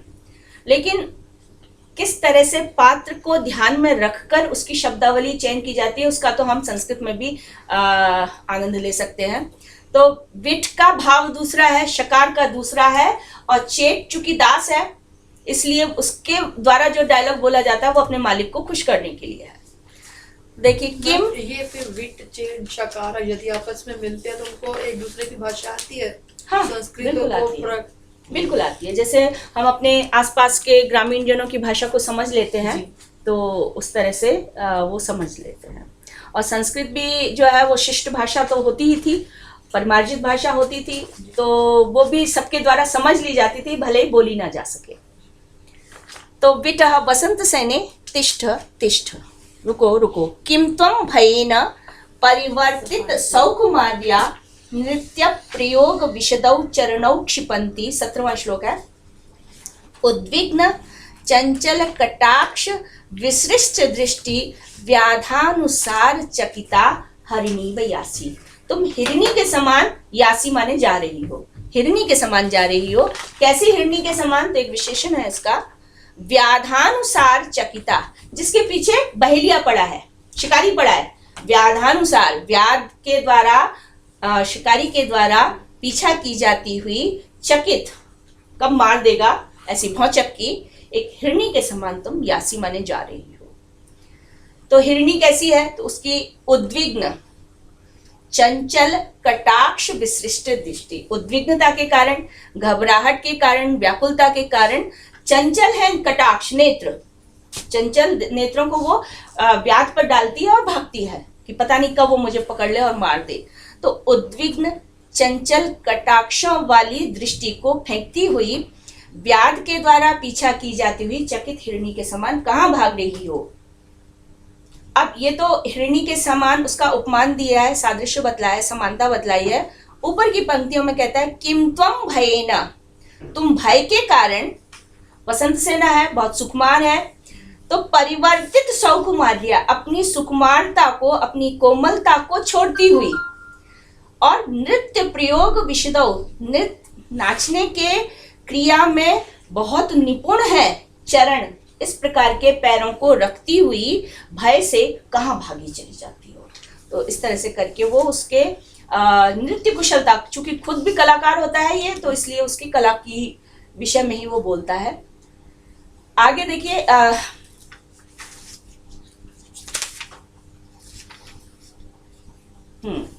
शकार बोलता है तिष्ठ वसंत सैनी के तिष्ठ, अरे वसंत सेना रुक जाओ रुक जाओ। तो यहीं से देखिए वसंत सेना शब्द है, लेकिन ये क्या बोलता है, प्राकृत में लिखा हुआ आपको दिखाई देगा वसंत श्रेणीय, वसंत श्रेणीय, स को श उच्चारित करता है, वसंत श्रेणीय। किम यासी, अब देखिए यासी स है, लेकिन इसका ऊपर जो प्राकृत लिखी हुई है आप देखेंगे तो वहां भी याशी, धावसी, धावसी, धावशी, पलायसे, पलाशी, यानी इसके उच्चारण में सकार को शकार ज्यादा उच्चारण किया जाता है, इसलिए इस पात्र का नाम ही शकार पड़ गया है। तो ये आप उसको देख सकते हैं। तो हम संस्कृत पढ़ते हैं किम यासी। देखिए वैसे संस्कृत में एक काव्यगत दोष माना जाता है पुनरुक्ति, कि ऐसे शब्द का प्रयोग करना जो पहले ही आ चुका है और पहले वो उसी अर्थ का बोध कराता है और दोबारा भी आप उसी का प्रयोग कर दें, तो ये पुनरुक्ति कहलाती है और पुनरुक्ति कवियों का दोष माना गया है। लेकिन कुछ पात्र जैसे ये शकार, चूंकि ये खुद मूर्ख है तो इसकी मूर्खता को प्रकाशित करने के लिए इस प्रकार के प्रयोग कवि करते हैं, तो ये उसका विशेषता हो जाती है। किम यासी, क्यों जाती हो, धावसी, दौड़ती हो, प्रलय, पलाय से पलायन करती हो, तीनों एक ही बात है। एक शब्द से भी कह सकता था, जैसे कि विट ने कहा था यासी करके, तो कहता तुम कहाँ जाती हो, दौड़ती हो, भागती हो, प्रस्खलंती, लड़खड़ाती हुई, वाशु, बाले,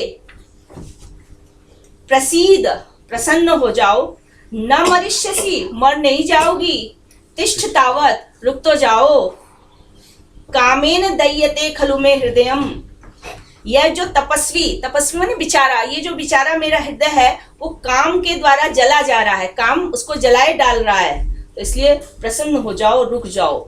कैसे कैसे ये हृदय जल रहा है, तो उसके लिए वो उसी तरह से मूर्खतापूर्ण उपमान देता है, अंगार राशि पतितम एवं मांस खंडम, जैसे अंगारे जलते हुए जो कोयले हैं, तो अंगार राशि के ऊपर मांस खंड पड़ जाता है, मांस का टुकड़ा गिर जाता है और वो जलने लगता है, ऐसे ही काम के द्वारा मेरा ये हृदय बेचारा जलाया जा रहा है। इसी तरह की ये मूर्खतापूर्ण बातें करता है, मतलब उनका कोई लिंक नहीं होता है एक दूसरे से। तो चेट कहता है तिष्ठ आर्य, तिष्ठ तिष्ठ, रुक जाओ आर्य, रुक जाओ।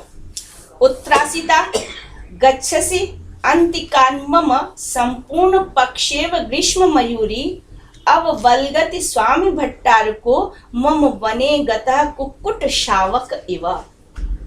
उत्त्रासिता घबराई हुई, गच्छसि जाती हो, अंतिकात मम मेरे पास से घबराई हुई निकल के जा रही हो, कैसे, जैसे संपूर्ण पक्षा, ग्रीष्म मयूरी, ग्रीष्म की मयूरी संपूर्ण पक्षा, पूर्ण पंखों वाली होती है।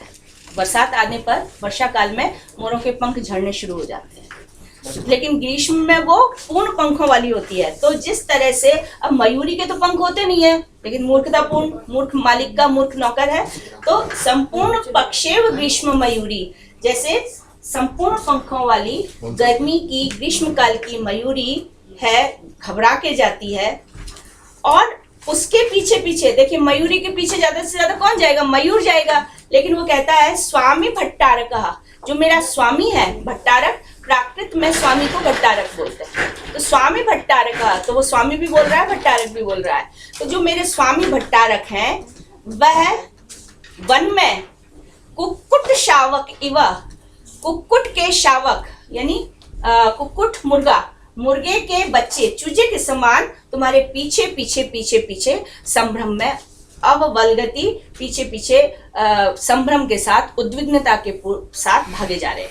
जैसे कोई चूजा है, चूजा मुर्गी के पीछे लग जाए, लेकिन मूर्खतापूर्ण बात इसको कहनी है, तो कहता है जैसे चूजा मोरनी के पीछे लग जाता है, ऐसे ही मेरे मालिक चूजे के समान, मेरे मालिक तो कैसे हैं, चूजे के समान है, और तुम कैसी हो, ग्रीष्म काल की मयूरी के समान हो, और तुम मेरे पास से भागी जा रही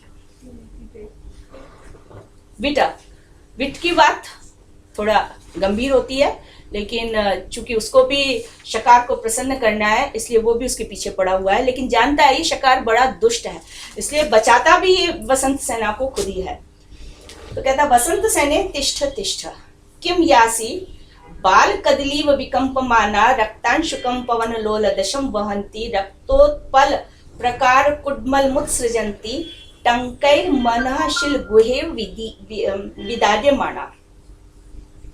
बाल कदलीव, छोटा सा जो केले का वृक्ष है जो अभी जड़ नहीं जमा पाया है, तो बाल कदलीव, छोटी कदली के समान या कोमल कदली केली के समान कांपती हुई, किससे, तो पवन लोल दशम, वायु, चंचल वायु के द्वारा, रक्तांशुकम, जो लाल तुमने रेशमी वस्त्र धारण किया हुआ है उसको धारण की हुई कांपती हुई, किम यासी क्यों जा रही हो, बाल कदली के समान, छोटी केले के वृक्ष के समान कांपती हुई, और वायु के द्वारा हिला दिया गया है रेशमी वस्त्र जिसका, लाल रेशमी वस्त्र जिसका, उसको धारण किए हुए, किम यासी क्यों जा रही हो, रुक जाओ।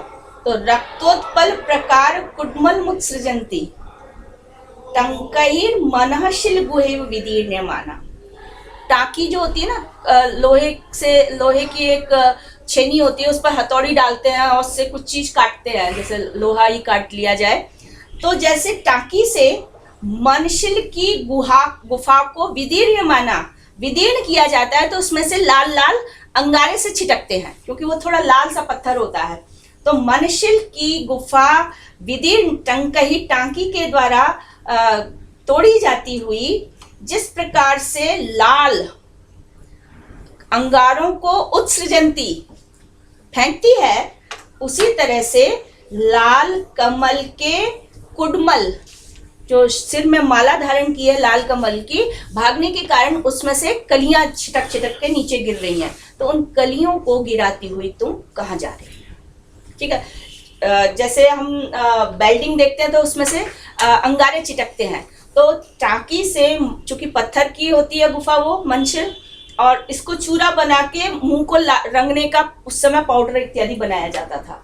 तो मंशिल की गुफा को जैसे टाँकी से काटने से उसमें से लाल लाल अंगारे छिटकते हैं, उसी तरह से जो तुमने लाल कमल की माला पहनी हुई है सिर में, भागने से उसमें जो लाल लाल कलियां हैं उनको छिटकाती हुई फेंकती हुई तुम कहाँ जा रही? ठीक है। शकारः मम मदनम अनंगम मन्मथम वर्धयन्ति, निशिच शयन के मम निद्राम आक्षिपन्ति, प्रसरसि भयभीता प्रस्खलन्ति स्खलन्ति, मम वशमनुयाता रावणस्यैव कुन्ती। तुम कितनी दूर भागोगी? जैसे कुंती रावण के वश में हो गई थी, ऐसे ही मैं तुम्हें वश में कर लूंगा। ये इसका पौराणिक ज्ञान है। रावण, जैसे कुंती को रावण ने वश में कर लिया था, कुंती रावण के चक्कर में चली गई थी, ऐसे मैं तुम्हें अपने वश में कर लूंगा। तो ये जो शकार है, शकार की विशेषता ये होती है कि ये भी टाइप्ड कैरेक्टर है, इसी रूप में प्राय सभी नाटकों में आता है, लेकिन चूंकि राजा का साला होता है इसलिए उसको अधिक पद मिल जाते हैं। नगर की रक्षा का नगरपाल बना दिया जाता है, कोतवाल जैसा। और राजा की ऐसी पत्नी जो सप्तपदी या विधि विधान पूर्वक जिसका विवाह नहीं हुआ है, उसका ये भाई होता है। तो मैम ये हमेशा शकार जो है उसका हमेशा राजा का साला ही होता है? राजा का साला होता है। अच्छा, शकार टाइप्ड है ये। तो उसका जिसका विवाह नहीं हुआ है जिस रानी के साथ सप्तपदी विधि से, लेकिन प्रेम संबंध होने के कारण जिसको अपने अंतःपुर में उसने रख लिया है, उसका ये भाई होता है। और स्वभावतः ये मूर्ख होता है, अपने अधिकार का दुरुपयोग करता है। एक अधिकार, भ्रष्ट अधिकारी की जो जो विशेषताएं, जो जो धर्म हो सकते हैं, वो सब आपको इसमें दिखाई दे जाएंगे।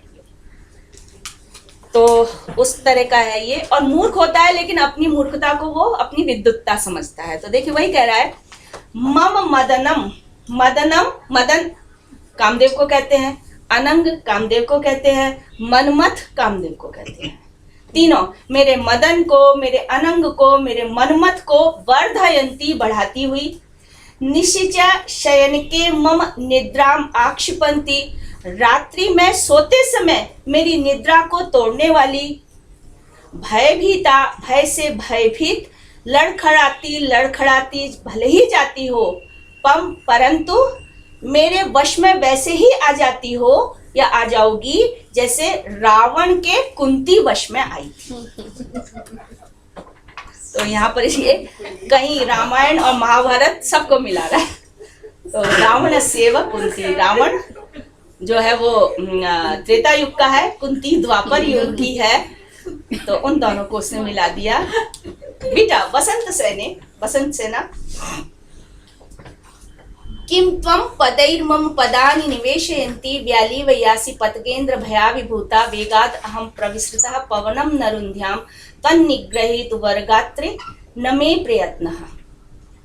किम त्वं पदैर्मम पदानि विशेषयन्ति, तुम अपने कदमों से मेरे कदमों को विशेष बना, यानी विशेषयन्ति, मेरी तुलना में तुम्हारे कदम विशेष हो रहे हैं, यानी मेरे से ज्यादा तीव्रता से भागती हो।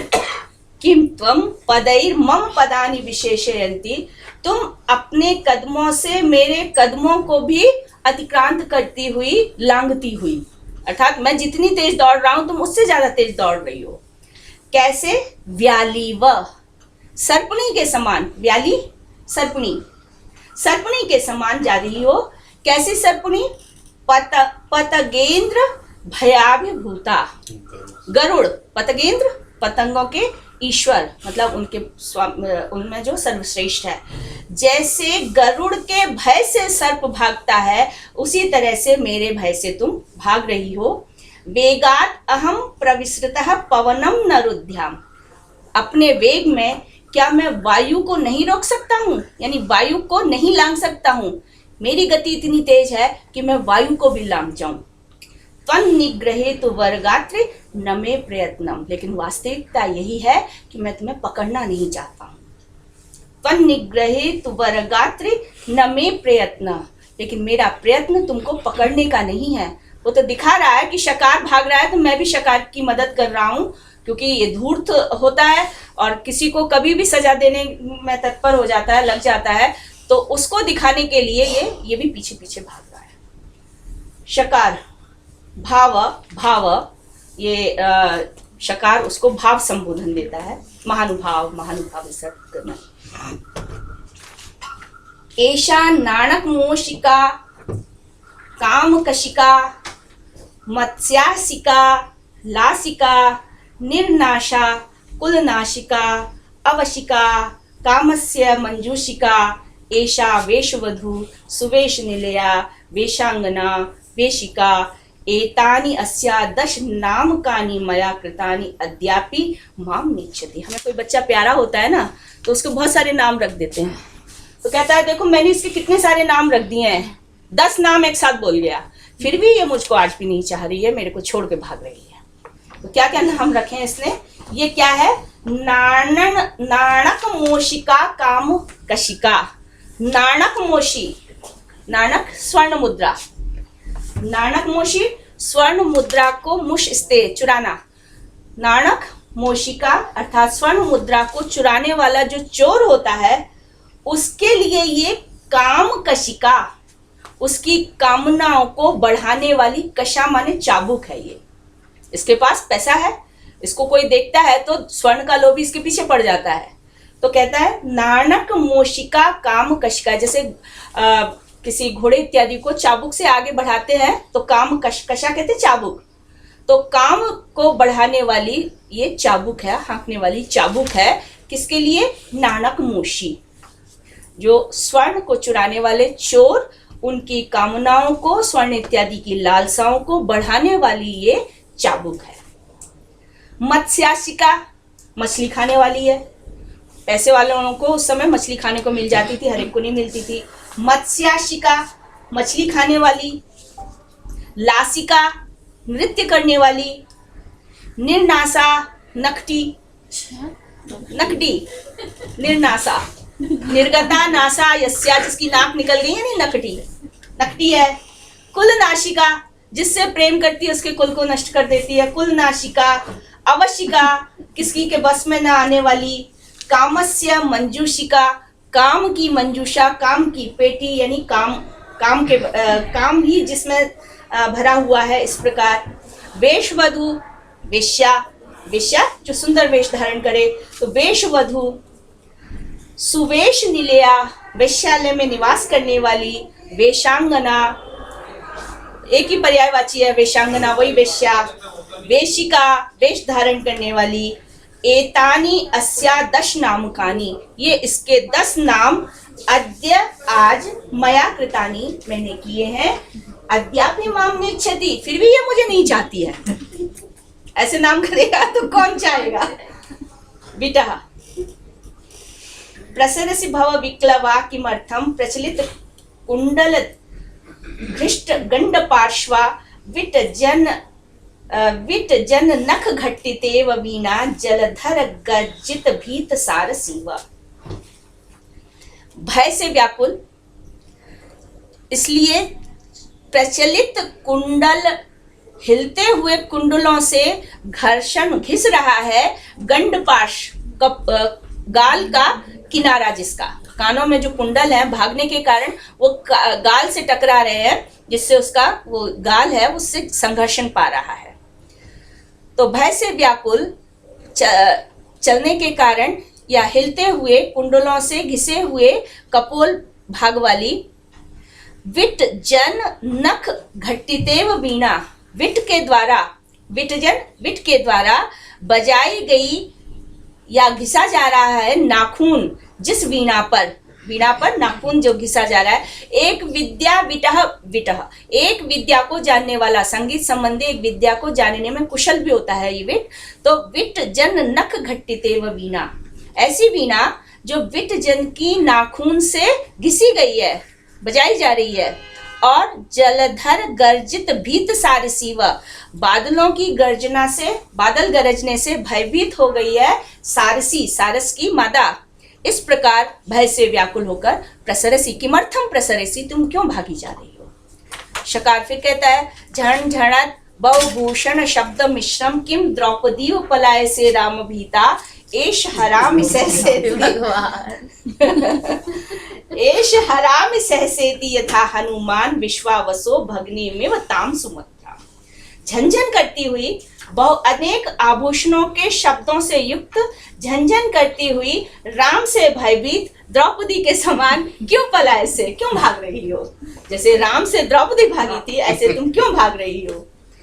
ऐशा हराम सहसे, सहसा यथा, यह मैं तुम्हें हरण करता हूँ, अपने वश में करता हूँ। कैसे, जैसे हनुमान ने विश्वावसु की बहन सुभद्रा को अपने वश में कर लिया था। विश्वावसु गंधर्व है, उसकी बहन तो सुभद्रा कृष्ण की बहन थी, जिसको अर्जुन ने अपने वश में किया था। तो कहता है जैसे हनुमान ने विश्वावसु की बहन सुभद्रा को अपने वश में कर लिया था, ऐसा ही मैं तुम्हें हरण करता हूँ, हरण करके ले जाता हूँ। तो ये इसका पौराणिक ज्ञान निकल के आता है। बस करें जी। इसमें जो ये विट का भी बोलना है, हाँ ये जो भी उपमा वगैरह दे रखी है बहुत निम्न स्तर की है। हाँ, श्रृंगार का पात्र है ना, तो इसकी उपमाओं में श्रृंगारिक भाव, काम भाव वाली जो चीजें हैं, जैसे अब मैत्रेय में खाने वाली चीजें ज्यादा आ रही थी। चेट वाला, चेट है जो मालिक की बोली बोलता है, तो वो भी उटपटांग भाषा बोलेगा। और शकार महामूर्ख है, इसलिए वो कहीं कोई सिर पैर नहीं जोड़ रहा है, वाक्यों का जो भी है पुनरुक्ति करके बोल रहा है। विट थोड़ा चालाक होता है, लेकिन इसका संबंध किसी श्रृंगारिक कला, संगीत, वीणा इत्यादि इसके साथ होता है। एक विद्या बहुत इसको अच्छे से आती है, तो वो श्रृंगारमय उपमानों को ज्यादातर प्रयोग करता है। तो जो जैसा पात्र है, जिसका जैसा चरित्र होता है, वो उसी तरह की भाषा का प्रयोग इसमें कराया जाता है। अभी चारुदत्त में हमने देखा कि अभी चूंकि ताजा ताजा वो गरीब हुआ है, तो उसकी व्यथा उसके मन में है, लेकिन फिर भी इस बात की व्यथा, चूंकि वो एक आदर्श चरित्र है, चारुदत्त नायक है, आदर्श चरित्र है, तो उसको मैं स्वागत सत्कार नहीं कर पा रहा हूँ, अतिथि सत्कार नहीं कर पा रहा हूँ, ये सारी चीजें मेरी पीड़ित हो रही हैं धन की कमी के कारण, इस बात का दुख जाता है। उसने दान किया क्यों था? हाँ? दान किया क्यों था? सारी उसका स्वभाव था दान करने का, उसके पैसा बहुत था, उसके परिवार में उसके पूर्वज पैसा बहुत छोड़ के गए थे, तो उसका स्वभाव मतलब यूं ही, जैसे अभी ये एक प्रावारक की चर्चा आई है, अब इसके पास ज्यादा सामग्री नहीं है, इसके मित्र ने इसको प्रावारक दिया ओढ़ने के लिए, लेकिन ये रास्ते में आ रहा था तो इसने देखा कि एक हाथी पागल होकर भागा चला जा रहा है, उसने बहुत लोगों को रास्ते में रौंद रहा है, तो एक दूसरा आदमी हाथी को कंट्रोल करता है, तो इसका स्वभाव है, तो इसके पास कुछ नहीं था कि प्रसन्न होकर उसको दे, तो वो जो चादर होती है वही उतार कर दे देता है उसको, तो स्वभाव में है इसके दान करना। हम टेस्ट में कैसे कैसे क्वेश्चंस आएंगे, सबका यूनिवर्सल क्वेश्चन है। कथानक से संबंधित ज्यादातर चरित्र है। चारुदत्त का चरित्र क्या है? हाँ, चारुदत्त का चरित्र बता दो, शकार का क्या चरित्र है, प्रथम अंक में क्या है, कथानक बता दो पहले अंक का क्या है, या कौन सा पात्र आपको ज्यादा रुचिकर लगा, शाकुंतलम में दुष्यंत शकुंतला, ये वो तो हम लोग पूरा लगभग पढ़ चुके हैं, तो उसी में से ज्यादा आएंगे। इसमें कथानक या पहला अंक ज्यादा से ज्यादा, या पहला अंक? तब तक इतने का मतलब क्या होगा? स्टोरी ब्रीफ में बता दो स्टोरी। शकुंतला का दे दीजिए, तब तो वो आसान है। कुछ भी ठीक है।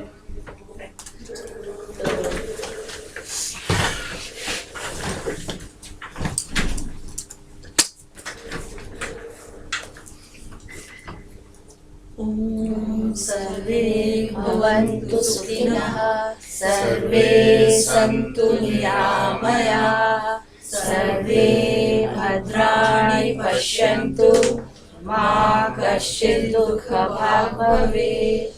ॐ शान्ति शान्ति शान्ति।